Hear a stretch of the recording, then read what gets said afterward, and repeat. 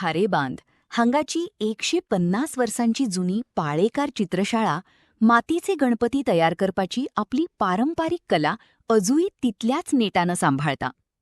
अरविंद उर्फ अरुण पाळेकार आणि त्यांचे घराणे पिळग्यानं पिळगी चलत आयलेलो हो वारसो फुडे व्हरत वर्साकाठी 250 परस चड मातीचो गणपतींच्या मूर्ती सोबीत आणि आटोपशीर रितीनं साकारतात.